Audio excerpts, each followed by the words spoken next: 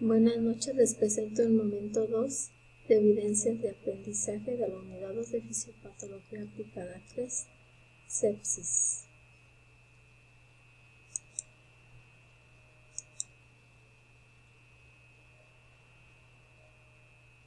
¿Qué es la sepsis? La sepsis es una situación clínica metabólica que comporta un elevado riesgo de mortalidad para el paciente críticamente enfermo, pues puede desembocar en la falla múltiple de órganos, lo que obliga a nuevas e intensas agresivas acciones terapéuticas con tal de preservar la vida del enfermo.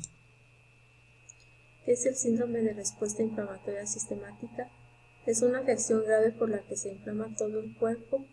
La causa puede ser una infección bacteriana grave, un trauma o pancreatitis. Se caracteriza por pulso rápido, presión arterial baja, temperatura del cuerpo alto o baja y recuento de glóbulos blancos altos o bajos. Criterios para diagnosticar sepsis. La frecuencia cardíaca mayor que 90 latidos por minuto, temperatura corporal mayor que 38 grados centígrados o menor que 36 grados centígrados, la frecuencia respiratoria mayor que 20 respiraciones por minuto, leucocitos mayor que 12.000 o menor que 4.000 o leucocitos normales con más del 10% de formas inmaduras, inflamación, infecciones, confusión mental, náuseas y vómito, taquicardia y fiebre.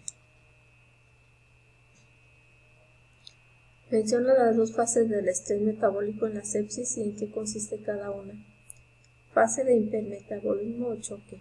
La fase de hipermetabolismo o choque se caracteriza primordialmente por hipovolemia, hipotensión, hipoxia tisular e hipometabolismo.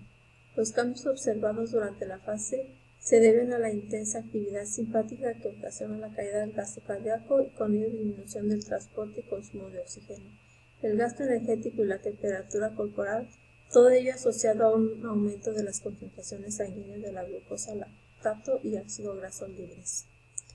La fase flow o fase de hipermetabolismo. La fase flow o fase de hipermetabolismo se desarrolla en el periodo post-reanimación luego de alcanzada la estabilidad hemodinámica y la correcta saturación tisular de oxígeno. Durante la fase flow existe un aumento del gasto cardíaco, la frecuencia cardíaca y respiratoria, del transporte y consumo de oxígeno y de la temperatura corporal. También se observa en esta fase en estado de hipermetabolismo, dado por el aumento del gasto energético y con ello del consumo de oxígeno y la producción de dióxido de carbono.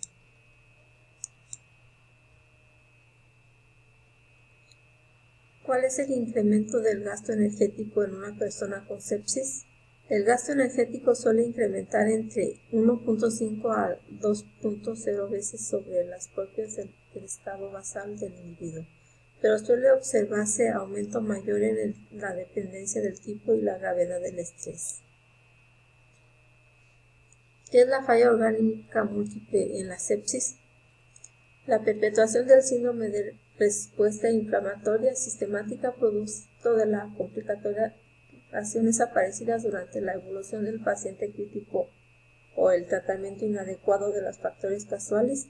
Durante la falla orgánica múltiple se deprime la gluconeogénesis hepática, por lo que puede aparecer hipoglucemia, aumento de la concentración sanguínea de ácido láctico con la consiguiente acidosis metabólica y disminuye la capacidad del hígado para sintetizar las proteínas. Menciona 10 alteraciones fisiológicas en la falla orgánica múltiple. 1. Se deprime la gluconeogénesis hepática. 2. Aumenta la concentración sanguínea del ácido láctico. 3. Disminuye la capacidad del hígado para sintetizar proteínas. 4. Incrementa la producción hepática de urea. Elevación de los valores de urea en la sangre del paciente, el riesgo de una encefalopatía pulmonar. La lipogenosis se incrementa la disminución del aclaramiento sérico de los triglicéridos, el aumento del cociente respiratorio, disminución tanto de la capacitación hepática, disminución del óxido de las grasas, desarrollo de la hipertrigliceridemia, difusión del sistema reticuloendotelial y sobrecarga de bilirrubina. ¿Cuál es la función del soporte nutricional en la sepsis? La función es satisfacer los requerimientos nutricionales del enfermo y vincular nutrientes de forma efectiva, modificar la respuesta del huésped a la sepsis y a la actividad del sistema inmune y prevenir las complicaciones de la sepsis, preservar la vida del enfermo. En particular, ¿cuál es la función de la nutrición enteral y cuál se debe de indicar en la sepsis? Su función es asistir en la preservación de la integridad de la mucosa intestinal y de esta manera prevenir la translocación bacteriana. Se debe indicar cuando el paciente es críticamente enfermo siempre que el tracto gastrointestinal esté intacto y el paciente así lo requiera. La vía enteral es de elección sobre la parenteral. El inicio de la nutrición enteral debe de ser precoz, esto es, dentro de las primeras 24 o 48 horas del diagnóstico de la sepsis y tras la resucitación del paciente. ¿Cuáles son las consecuencias de nutrición enteral en la sepsis? Es importante considerar el riesgo de isquemia cuando se inicia la nutrición enteral en un paciente séptico, sobre todo si está inestable hemodinámicamente. Nutrición completa o artificial. ¿Cuál? Justifica tu respuesta.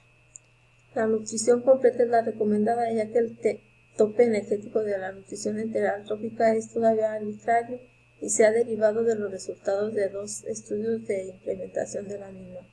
Se ha de señalar que las estrategias descritas de nutrición trófica no excluyen el avance de las metas energéticas según se comprueba la tolerancia del paciente. ¿Cuál es la función de la nutrición parenteral? ¿Es recomendable? La nutrición parenteral no es recomendable ya que si se aplica en un inicio temprano puede ocasionar una estancia más prolongada en el hospital y mayor duración de los síntomas y una incidencia más alta de infecciones adquiridas y se asocia con un riesgo incrementado de muerte que se considera más peligrosa que la nutrición enteral. ¿Cuáles son las recomendaciones de carbohidratos, lípidos y proteínas en el paciente séptico? Un porcentaje diario de carbohidratos del 50 al 70%, de lípidos un 15% al 25%, proteínas un 15 al 25%. Esto es dependiendo de la condición del paciente. Gracias, les agradezco su atención.